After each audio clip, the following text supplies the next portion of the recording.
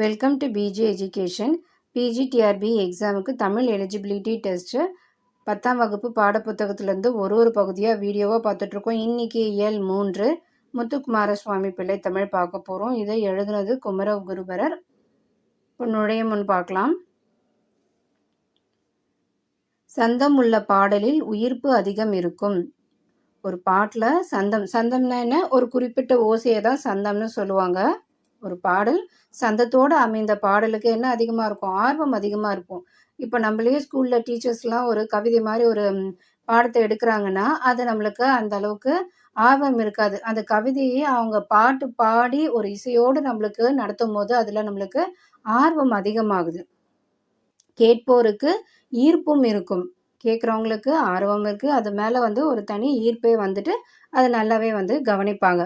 அதே மாதிரி தான் நம்மளுடைய தமிழ் இலக்கியத்திலையும் இந்த மாதிரி சந்தத்தோடு அமைந்த இசை நாட்டிய பாடலுக்கு நம்மளுடைய தமிழ் மொழிக்கு அது பெருமை சேர்க்கக்கூடியதாக அமைஞ்சிருக்குன்னு சொல்கிறாங்க. இப்போ ஏற்றம் இறைத்தலுக்கு ஏற்ற சந்தத்தை கொண்டிருக்கிறது நாட்டுப்புற தமிழ். இப்போ நாட்டுப்புற பாடல்லாம் பார்த்தோன்னா ரொம்பவுமே சிம்பிளாக இருக்கும். அடுத்தது, குழந்தையின் தலை அசைத்தலுக்கும் சந்தம் அமைத்து தருகிறது பிள்ளைத்தமிழ். இந்த பிள்ளைத்தமிழில் குழந்தைங்களோட ஒரு அசைவுக்குமே என்ன ஒரு சந்தத்தை அமைச்சு அதை அழகாக வர்ணிப்பாங்க. அதுதான் இந்த பிள்ளைத்தமிழ். இப்போ நம்ம பார்க்கலாம்.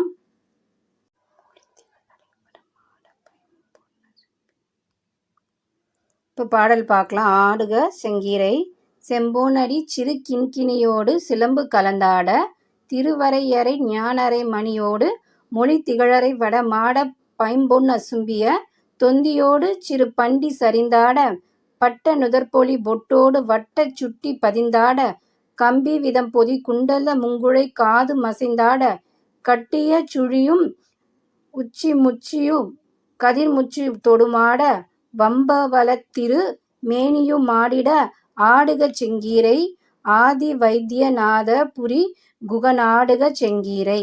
இது செங்கீரை பருவம். இதை எழுதினது குமரகுருபரர்.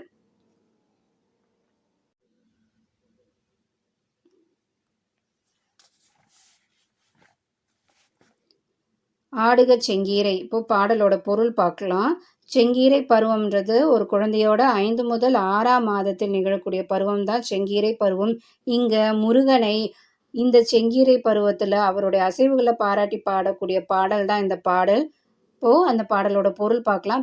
செம்பொன்னடி சிறு கிண்கிணியோடு சிலம்பு கலந்தாட. முருகரோட திருவடி எப்படி இருக்குன்னா செம்பொன் மாதிரி இருக்கான், தங்கம் மாதிரி இருக்கான். அந்த தங்கம் மாதிரி இருக்கிற அந்த திருவடியில் என்ன போட்டிருக்காங்க? கிண்கிணி சிலம்பு இதெல்லாம் போட்டிருக்காங்க. அது எப்படி இருக்குது? அப்படியே ஆடுதுன்னு சொல்கிறாங்க. நம்ம எப்படி கொலுசெல்லாம் போடுவோம் அந்த மாதிரி அப்போலாம் சிலம்பு கிண்கிணி இதெல்லாம் காலில் போட்டிருக்காங்க.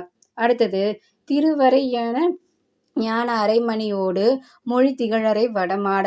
அடுத்தது, இடைனா இடுப்பு. இடுப்பில் என்ன போட்டிருக்காங்க? இடுப்பில் நம்ம அரஞ்ஞான் கயிறுலாம் சொல்கிறோம் இல்லையா, அந்த மாதிரி அந்த அரஞ்ஞான் கயிறு போட்டிருக்காங்க.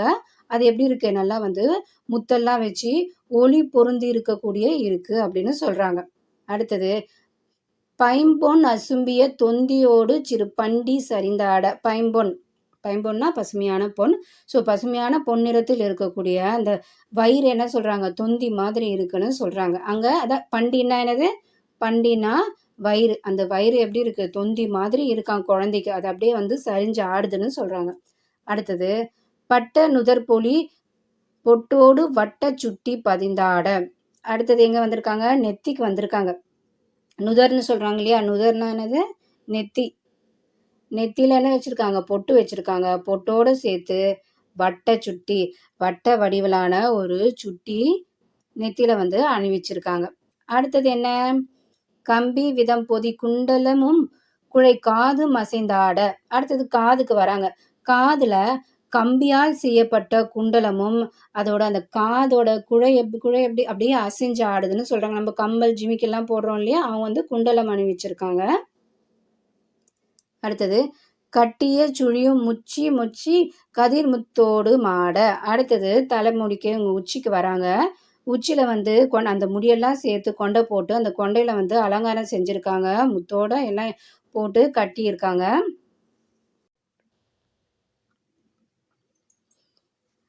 அடுத்தது, வம்பவள திருமேனியும் ஆடிட ஆடுக செங்கீரை ஆதி வைத்தியநாத புரிகுகன் ஆடுக செங்கீரை. ரொம்பவுமே பழமையான ஒரு ஊர் தான் வைத்தியநாதபுரி. அங்க இருக்கிற முருகனே, நீ என்ன உன்னுடைய அந்த செங்கீரை பருவத்துல ஆடி எங்க எல்லாருக்கும் அருள் புரிக. இதோடு சேர்ந்து இவற்றுடன் அழகிய பவளம் போன்ற திருமேனியும் ஆட செங்கீரை ஆடுக. உன்னுடைய பவளம் மாதிரி இருக்கிற உன்னுடைய மேனி, ஃபர்ஸ்ட் என்ன சொன்னாங்க? ஃபர்ஸ்ட் செம்பொன்னாங்க, அப்புறம் பைம்பொன்னாங்க. இப்ப எப்படி இருக்கு? பவளம் மாதிரி இருக்கக்கூடிய அவங்களுடைய மேனிய சொல்றாங்க. பவளம் மாதிரி இருக்கிற உன்னுடைய மேனி போன்ற உன்னுடைய திருமேனியும் ஆட செங்கீரை ஆடுக. நீ அப்படியே செங்கீரை ஆடுகன்னு சொல்றாங்க.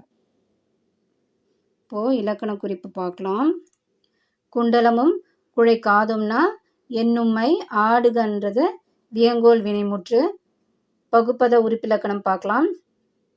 பதிந்து, பதிந்து எப்படி பிரிக்கலாம்னா பதி இத்து கூட்டல் ஊன்னு பிரிக்கலாம். பகுதின்றது பதின்றது பகுதி, அடுத்தது இத்து, இது சந்தி, அடுத்தது இத்து இருக்கிறது இறந்த கால இடைநிலை, ஊன்னா வினையச்ச விகுதி.